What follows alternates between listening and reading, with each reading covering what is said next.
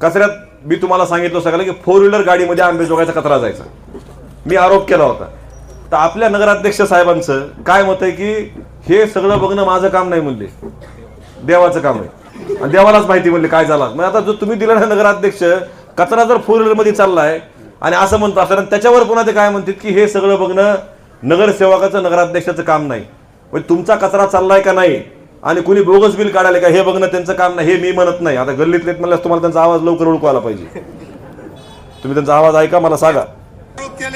हे सगळं काम बघायचं नगराध्यक्षाचं किंवा उपाध्यक्षाचं काम नाही, नगराध्यक्षाचं किंवा उपाध्यक्षाचं काम नाही, नगरसेवकाचं काम नाही. त्या ठिकाणी जे कर्मचारी असतात त्या कर्मचाऱ्यांच्या माध्यमातून काय नोंदी खऱ्या खोट्या चुकीच्या घेतलेल्या ते देव झाले. मी म्हणत नाही, तुमचे नगराध्यक्ष म्हणायला लागले, पुन्हा म्हणताल माझं किंवा हे म्हणून. त्यांच्या फेसबुकवर जाऊन ऐका बाबा, माझं खोटं वाटलं तर. पण हे त्यांचं मत आहे, माझं मत नाही. आणि असं जर लोक तुम्हाला सरळ म्हणत असतील की हे देवाला माहिती, कुणी केलं असलं मला माहित नाही, इतक्या बेजबाबदार व्यक्तीच्या ताब्यामध्ये गाव द्यायचं का ह्याचा विचार करा एकदा. आज संध्याकाळी कधीतरी विचार करा. आणि उद्या ह्यांचा नेता असा असेल तर कार्यकर्त्याची काय हिंमत होणार आहे बरं त्याला विचारायची कचऱ्याला घंटा गाडी आला नाही म्हणून. ताहेरबाई तर मस्त आपल्या दुकानात जाऊन बसते, इकडे यायचे बी नाहीत पुन्हा. गलती हो गई बोले काकाजी को छोड़ के जान दो अब क्या करने का म्हणून असं म्हणणार आहेत. कारण बोलू शकणार नाही ना व्यक्ती समोर. जर तुमचा नेता असा आहे ते धंदे आपला काम नाहीये, नेताच जर असं म्हणत असेल तर कार्यकर्त्याची काय हिंमत होणार आहे ह्याचा विचार करा. मला कुठल्या व्यक्तीवरती मी त्यांचं मत ऐकवलं, हे ते बोललेत पण ऐकवलं, हे माझं मत नाही, हे त्यांचं मत आहे.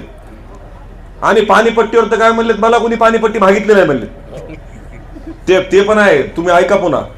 मग 10 वाजता प्रचार संपवायचा म्हणून तुम्हाला मी शॉर्ट मध्ये सांगतो की ते मी त्यांना प्रश्न विचारला होता की पाणीपट्टी तुम्ही साहेब भरली नाही, मला मागितलीच नाही म्हणले कोणी. त्या चेकचं सांगितलं. हा. आणि दुसरा विषय, बरं पाणीपट्टी तुम्हाला 2 तारखेपर्यंत कुणी मागितली नाही, 3 तारखेपासून 19 तारखेपर्यंत तुम्ही एक नागरिक नाहीत का आंबेजोगाई शहराचे जबाबदार, तुम्हाला नगरपालिकेत जाऊन अर्ज द्यायला काय अडचण होती? तर मी माझी नगराध्यक्ष आहे, माझ्यावरती आरोप झालेत, मला आरोप खोडून काढायचे, अर्ज घ्यायचा, हाताने अर्ज लिहायचा. एवढे 150 लोकांचा स्टाफ आहे आपला. जसं ते नगरपालिकेचे पैसे वाटताना त्या आंबाडला पकडलं होतं, ते बिचारा सोयाबीन आणायला गेलता वाटतं कुठतरी, सोयाबीनचेच पैसे होते मला लागते, तर त्यांना पाठवायचं तिथं किंवा आंबाड सर तुम्ही जा, माझ्या वतीनं अर्ज द्या आणि अर्ज देऊन तुम्ही लोकांना सांगा, नगरपालिकेला सांगा की मी पूर्ण पैसे भरायला तयार आहे. स्वतः जबाबदार व्यक्तीने गेलं पाहिजे आणि मागणी केली. एकदाही गेले नाहीत. माझं आत्ताही त्यांना मत आहे की तुम्ही नगरपालिकेकडे जाऊन तुम्ही का पैसे मी भरायला तयार आहे म्हणला नाहीत. भाषणात म्हणण्याचा अर्थ नाही, शासन कागदावरती चालतं. तुम्ही नगरपालिकेला अर्ज दिला पाहिजे. तुम्ही का अर्ज दिला नाही? आणि प्रत्येक विषयामध्ये त्यांनी बातमी काहीतरी केली आणि म्हणले की आणि प्रेसमध्ये सांगितलं दडपशाही आहे, हुकुमशाही आहे. ह्यांच्या हुकुमशाहीला तुम्ही साथ देऊ नका. कोणाची हुकुमशाही आहे? आता तुमचेच नगरसेवक सांगत आम्हाला बोलू देत नव्हते म्हणून. हुकुमशाही कोणाची आहे नेमकं? बोलू देत नव्हते. सांगितलं अण्णाच म्हणले ना, अण्णा म्हणले बोलू देत नव्हते, वाजेदबाई म्हणले बोलू देत नव्हते. आणि अशी परिस्थिती जर नगरसेवकाची असेल, विचार करा तुमच्यापैकी कुणी जर काम घेऊन गेलं तर काय होईल. म्हणून माझं तुम्हाला विनंती आहे की तुम्ही आजच्या रात्री प्रामाणिकपणे सगळ्यांनी विचार करा. वाजेदबाईंना नगरपालिकेमध्ये पाठवण्यासाठी नगरसेवक पदाला त्यांना तुम्ही निवडून द्या. आपल्या प्रभागातले कामं जे जे बाकी आहेत ते प्रामाणिकपणे आमदार नमिता मुंदडाच्या माध्यमातून आम्ही या ठिकाणी करू. आम्ही लोक काय फक्त एका निवडणुकीसाठी मतं मागायला तुम्हाला आलेलो नाहीत. आम्हाला विधानसभेला नमिता मुंदडासाठी परत तुम्हाला मत मागायला यायचंय. हे लोक कधी तुमच्याकडे परत येणार नाहीत. आम्हाला सातत्यानं तुमच्याकडे यायचंय, लोकसभेला यायचंय, विधानसभेला यायचंय, परत नगरपालिकेला यायचंय. आमच्याच्यानं जितकं प्रामाणिकपणे काम गावासाठी करणं होईल ते प्रामाणिकपणे आम्ही या ठिकाणी करू. तुमचा विश्वास तुम्ही आमच्यावरती या ठिकाणी टाका. आज काकाजींचं सुद्धा अख्खं बालपण आणि त्यांचं अख्खं तरुणपण त्यांच्या आयुष्यातलं गुरुवारपेठमध्येच गेलेलं आहे. काकाजी काही लांबचे नव्हते. आता आम्ही बाहेर तिथं त्या ठिकाणी बँक कॉलनीत तिथं राहतो. पण आधी सर्व काकाजी वगैरे इथंच राहायचे. सगळे लोक, अनेक लोकांना काकाजी नावानिशी ओळखतात, प्रत्येकाला बोलतात, प्रत्येकाला त्या ठिकाणी काम काकाजीच्या माध्यमातून तुम्ही काम सांगू शकता. आणि काम करत असताना जरी समजा कोणाच्या बाबतीत काही नाराजी तुमची राहिली असेल, काम करणाराच माणूस चुकतो, जो माणूस काम करत नाही तो चुकत नाही.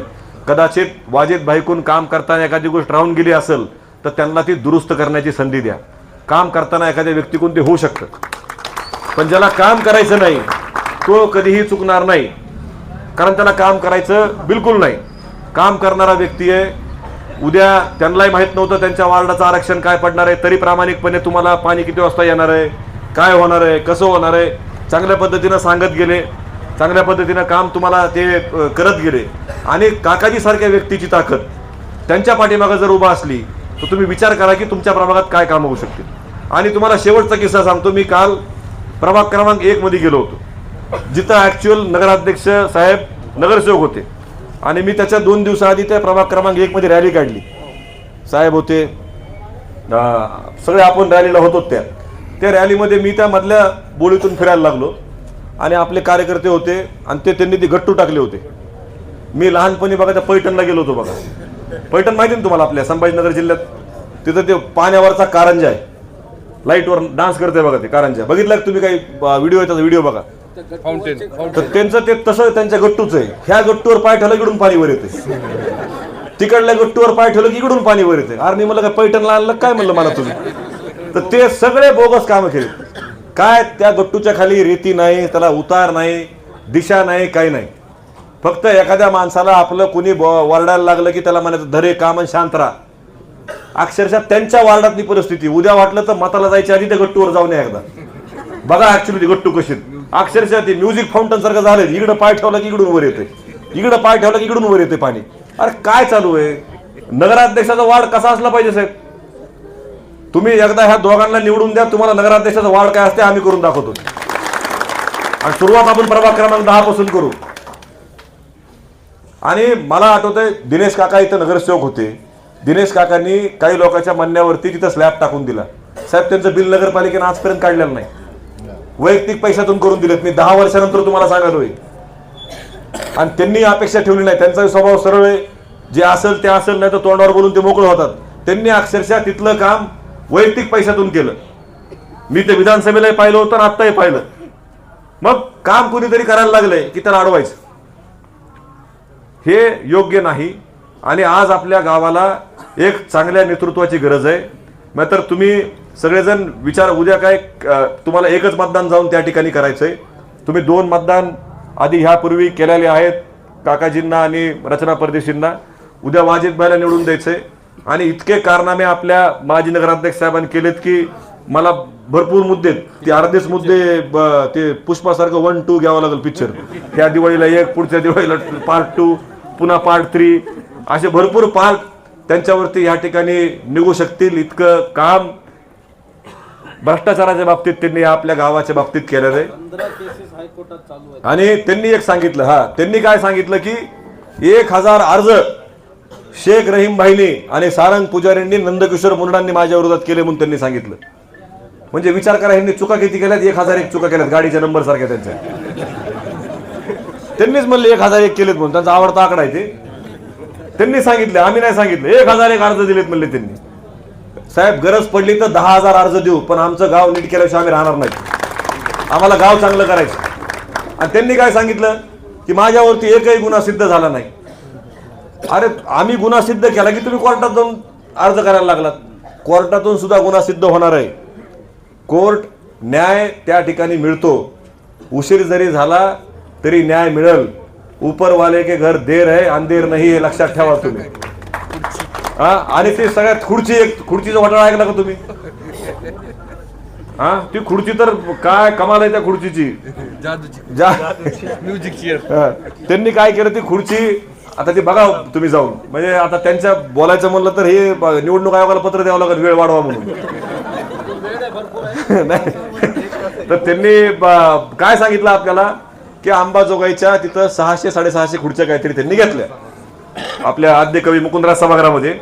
आणि त्या खुर्च्या घेतल्यानंतर त्या खुर्च्यामध्ये खरेदी ज्यावेळेस केली तर त्या खरेदीचा त्यांनी टेंडर काढलं आणि त्या टेंडर काढताना एका अधिकाऱ्यानं त्या टेंडरमध्ये लिहिलं की बाबा ह्या खुर्च्या ह्या दरानं घेणं योग्य नाही, तुम्ही काय अशा खुर्च्या घेऊ नका, असं त्यांनी त्याच्यामध्ये उल्लेख केला. तर साहेबांनी तरी त्या खुर्च्या घेतल्या. मग त्या खुर्च्याच्या कंपनीला रहीम साहेबांनी पत्र लिहिलं, नगरपालिकेच्या वतीनं आम्ही पत्र लिहिलं, सगळ्यांनी पत्र लिहिलं आणि त्या कंपनीला आम्ही विचारलं की ही खुर्ची नेमकं कितीला आहे. तर त्यांनी सांगितलं की ही खुर्ची 4,200 रुपयाला आहे, त्याच्याहून थोडी हलकी घेतली तर 3,800 रुपयाला आहे, त्याच्याहून थोडी आणखी भारीची घेतली तर 4,500 रुपयाला खुर्ची आहे, असं त्या कंपनीनं आम्हाला सांगितलं. त्या कंपनीचा फोटो आहे माझ्याकडे, नंबर आहे, सगळं आहे. मग आम्ही त्या कंपनीला सांगितलं आम्हाला खुर्ची ही मराठवाड्यात पाहिजे, असं असं पाहिजे, तुम्ही आम्हाला कितीला द्याल. नाही बोले हमारे ऑफिस को आके बात करो, क्या डिस्काउंट होगा क्या होगा आपण देखेंगे आणि खुर्ची आपण त्या ठिकाणी देऊ. मग आम्ही तो सगळं रेट कार्ड मागवलं, सगळं मागवलं आणि ती खुर्ची आपल्या अंबेजोगाईमध्ये 19,600 रुपयाला आली, जी खुर्ची 4,000 रुपयाला भेटते. साहेबांनी 4,000 रुपयाची खुर्ची कितीला आणली? 19,600ला. बरं 19,600ला आणली तर आणली. पुन्हा नगरपालिकेला आमदारांनी ती 1,001 जी पत्र आहेत ना आमचे, त्यातलं ती एक पत्र आहे. मग आम्ही ते पत्र दिलं आणि त्या पत्रामध्ये आम्ही नगरपालिकेला विचारलं की बाबा ही खुर्ची तुम्ही इतक्या महाग घेतली, हे योग्य नाही.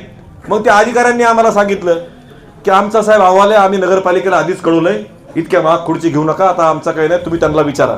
मग आम्ही त्या नगराध्यक्ष साहेबांना बऱ्याचदा पत्र दिले, चौकशी करा, कोण आहे साहेब ह्याच्यामध्ये दोषीवर कारवाई करा. त्यांनी काय कारवाई करायला तयार नव्हते. मग नगरपालिकेने एक स्पष्टीकरण दिलं त्या अधिकाऱ्याला की ज्याला विरोधात अहवाल दिला ना त्याला स्पष्टीकरण दिलं की ही खुर्ची आम्हाला 19,600 रुपयाला घ्यावा लागली, कारण इथली परिस्थिती पाहता आणि भौगोलिक परिस्थिती पाहता, भौगोलिक परिस्थिती पाहता मी विचार केला. मग ते अहवाल आमच्याकडे आला, आम्ही ते उत्तर बघितलं, पुन्हा आम्ही पत्र दिलं. मी विचार केला आता मला तर माझा समज असा होता की आपलं अंबाजोगाई हे मराठवाड्यात आहे, मराठवाडा महाराष्ट्रात आहे आणि गुजरात जिथून खुर्ची आणली त्यांनी, गुजरातची कंपनी, ती बडोद्याची कंपनी आहे, बडोदा इथून 2 दिवसात ट्रकमध्ये माल टाकला तर येऊ शकतंय. तर त्यांचं उत्तर असं होतं की भौगोलिक परिस्थिती पाहता आम्हाला असं करावं लागलं. मी विचार केला कदाचित अंबाजोगाई अंदमान निकोबारमध्ये गेली की खुर्ची बोटीनं तिथपर्यंत न्यायची, तिथून बोटीमधून टाकून सभागृहात आणून बसवायची, अशी काहीतरी वेगळी योजना आपल्या गावामध्ये चालू आहे का? तुम्ही विचार करा की ह्यांनी इतक्या गोष्टी चुकीच्या केल्यात, खूप साऱ्या गोष्टी चुकीच्या केलेल्या आहेत ह्यांनी आणि अनेक ठिकाणी लोकांना धमकावणं, प्रचारामध्ये हे करणं, खोटे आरोप करणं. आता मला तुम्ही सांगा, तुमच्याच प्रभागामध्ये प्रकार घडलेला मी सांगतो आणि माझं भाषण संपवतो. एक मुलगी आहे, मतदाना दिवशी ती तिथं बूथवरती आली, भांडायला लागली की माझं मतदान आहे, मला करू द्या. अण्णा तिचं मतदान आधी अर्ध्या घंटे आधी करून घेतलं होतं. त्या मुलीचा व्हिडिओ सुद्धा आहे. हा, आणि तर त्याच्यामध्ये त्यांनी काय केलं, मतदान दुसऱ्या व्यक्तीला करायला लावलं. मग ती मुलगी आली दुपारी की मला माझं मतदान करायचंय, माझा मतदानाचा अधिकार आहे. आणि शेवटी त्या मुलीला तिचं मतदान स्वतःचं करण्यासाठी 1 तास भांडावं लागलं. आणि हे नगराध्यक्ष पदाचे उमेदवार तिथं आले, नाही जमणार नाही, त्यांचं मतदान झालंय. ती मुलगी म्हणते की साहेब मी आहे, ही ज्याच्या नावानं मतदान केलंय म्हणतात ती मी आहे, मी नाही केलं मतदान, मला करू द्या मतदान. आता आम्हाला माहित नव्हतं ती मतदान कोणाला करणार आहे. मतदान हा गुप्त अधिकार आहे, ज्याला त्या पलीकडे जाऊन करायचं त्याला करेल व्यक्ती ती. पण ह्यांच्या माणसानं ती केलेलं असल्यामुळे ते अर्धा तास भांडत बसले. अक्षरशः त्या मुलीनं व्हिडिओ काढला, कलेक्टर साहेबाला पाठवला, निवडणूक आयोगाला पाठवला आणि निवडणूक आयोगाचा अर्ध्या तासानं निर्णय आला की ह्या मुलीचं मतदान घ्या. आणि त्या मुलीला पुन्हा बॅलेटमध्ये त्यांनी मतदान त्या ठिकाणी करायला लावलं. मग इतक्या चुकीच्या पद्धतीनं राजकारण जर आपल्या गल्लीत, आपल्या भागात, तुमचा अधिकार आहे, तुम्ही नगराध्यक्षपद कोणाला निवडायचंय. त्या मुलीचं मला अरविंद मोठेगावकर यांनीच ते पाठवला होता व्हिडिओ. हे व्हिडिओ ऐका.